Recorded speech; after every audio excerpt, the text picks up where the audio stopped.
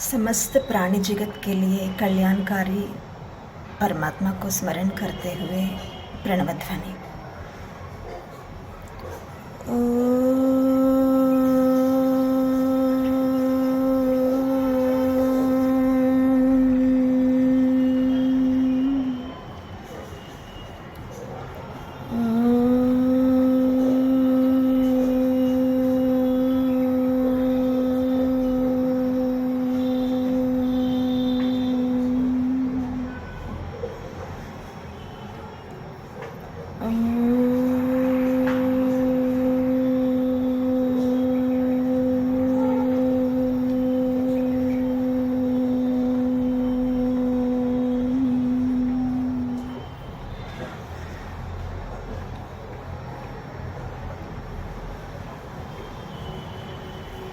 नमस्ते जी।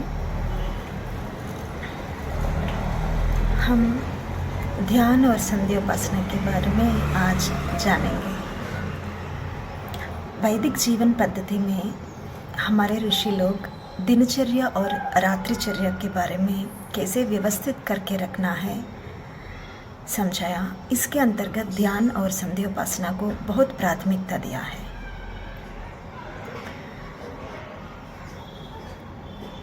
इस सृष्टि के लेके भोगापवर्गार्थम दृश्यम कहते हैं। इस दिखने वाली सृष्टि हमें भोग के लिए और अपवर्ग के लिए उपयोग होता है। भोग यानी सांसारिक सुख के लिए और अपवर्ग यानी मोक्ष प्राप्ति के लिए। लेकिन भोग भी हमें परोक्ष रूप से मोक्ष ही दिलाती है। मोक्ष प्राप्ति के लिए हमें गमन कराती है। ऐसे ही प्रतिनित्य हम ध्यान संध्योपासना करने से अभ्युदय और निश्रेयस को प्राप्त कर सकते हैं। अभ्युदय मतलब सांसारिक सुख साधनों को प्राप्त करना। सांसारिक सुख साधन केवल मिलने मात्र से प्राप्त करना नहीं होता है। उदाहरण के लिए यदि हमारे पास घी है तो हम यदि किसी रोग से पीड़ित है तो घी नहीं खा सकते, घी का सेवन नहीं कर सकते। तब हमारे लिए घी प्राप्त नहीं है, केवल उपलब्ध है। लेकिन यहाँ ध्यान और संध्योपासना करने से अभ्युदय की प्राप्ति हो सकती है। अंततः अभ्युदय भी हमें निश्रेयस की ओर लेके जाती है। निश्रेयस मतलब नितांत दुख की विमुक्ति और संपूर्ण सुख की प्राप्ति। वही हमें मोक्ष प्राप्ति कहते हैं।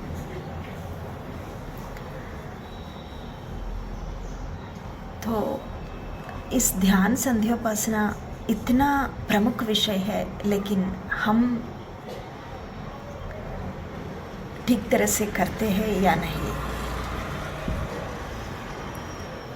महर्षि मनु ने तो कहा है कि ध्यान और संध्योपासना ना करने वाले व्यक्तियों को इस तरह कहा,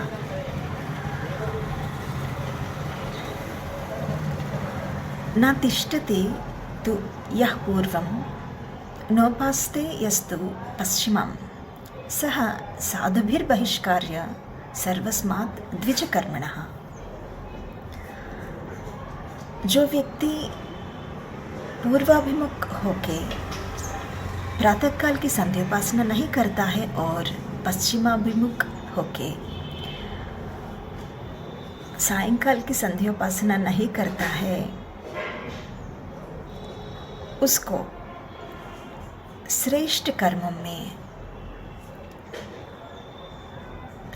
कर्म होते समय साधुओं के द्वारा बहिष्कार करवाना है, उनको अनुमति नहीं देना है।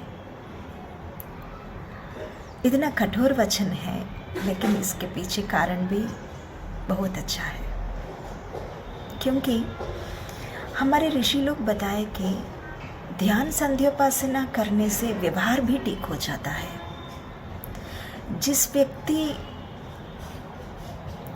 अपना जीवन को ईश्वर के साथ नहीं जुड़ पाया, वो व्यवहार भी ठीक तरह से नहीं रख पाएगा। लेन देन में सभी से हमें व्यवहार करना ही होता है। तो ऐसे व्यक्ति जब श्रेष्ठ कर्मों के समय आते हैं तो वहाँ भी संकट पैदा कर सकते हैं, तो इसलिए उनको बहिष्कार करना है।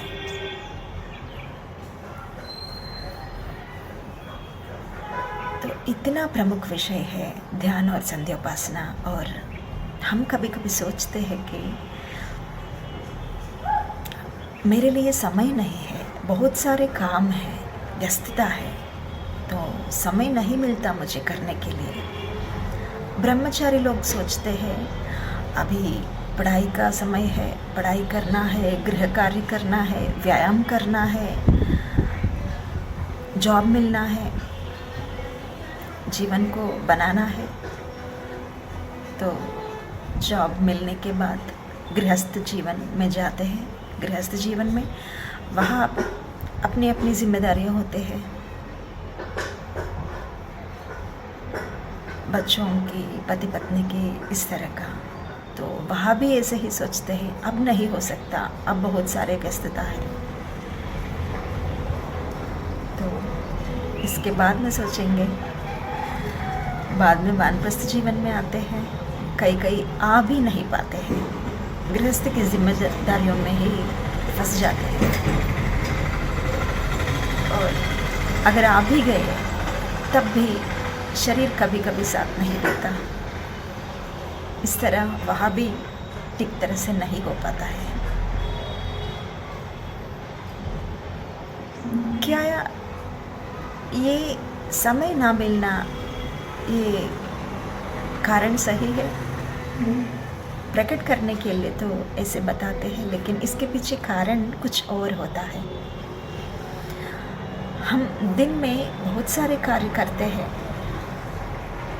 उनमें किस किस कार्य को करते हैं, हम किन किन कार्यों को करते हैं और किन किन कार्यों को नहीं कर पाते हैं।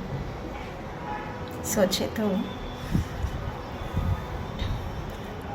जो कार्य हमें आवश्यक लगता है उस कार्य को करते हैं। जिस कार्य में हमारी रुचि अधिक होता है उस कार्य को करते हैं। जिस कार्य में हम लाभ अधिक देखते हैं उस कार्य को करते हैं। और जो कार्य हमें अप्रधान लगता है, व्यर्थ लगता है, अनासक्ति लगता है, उस कार्य को हम छोड़ देते हैं। तो इसके पीछे कारण भी यही है। आसक्ति किसी ना किसी कार्य में हर एक मनुष्य को होता है। आसक्ति रहित मनुष्य तो होगा भी नहीं, संभव नहीं। तो किसी ना किसी कार्य में आसक्ति रहता है, तो यहाँ अनासक्ति के कारण नहीं कर पाते हैं। तो क्यों ये अनासक्ति?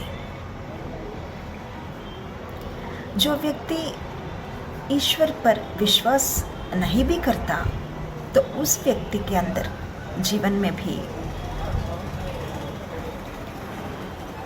हम देख सकते हैं वो धार्मिक रूप से या अधार्मिक रूप से साधनों को जुटा लेते हैं और परिश्रम भी करते हैं। लेकिन ध्यान संध्योपासना किया हुआ व्यक्ति को और ध्यान संध्योपासना नहीं किया हुआ व्यक्ति को तुलना करके हम देखें तो समय मिल जाता है या समय बर्बाद होता है ध्यान संध्योपासना की वजह से। हम देखते हैं हम दिन में कुछ कुछ कार्यों में दिमाग पूरी तरह से केंद्रित करना पड़ता है और कुछ कुछ कार्यों में, जैसे भोजन लेते समय या स्नान करते समय, इतना दिमाग लगाने की कोई ज़रूरत नहीं। और अध्ययन के समय ऐसे संदर्भ में पूरी तरह से केंद्रित करना पड़ता है दिमाग को। उस संदर्भ में उदाहरण के लिए हमारे हाथ के अंदर पुस्तक होता है, लेकिन हम भिन्न भिन्न विचार करते रहते हैं। हमारा ध्यान कहीं और होता रहता है, बीच बीच में कहीं और चला जाता है मन। तो इसकी वजह से समय का नष्ट तो होता है ना।